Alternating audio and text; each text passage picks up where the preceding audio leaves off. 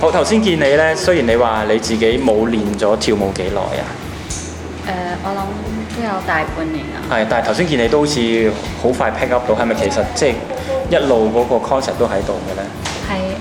因為一路都好中意，咁都之前都有學過咁樣，咁所以都會記得嘅，即係身體。但係你話可能平衡啊、轉圈嗰啲咧，都會即係似老師講話中段嗰位，其實係唔夠啊，啲肌肉都唔得，即係好散。要再鍛鍊啦。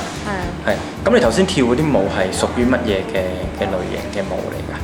啱先跳咗幾隻㗎，啱先有跳 Samba 啦，有跳 Rumba 兩隻咯。係屬於慢定快？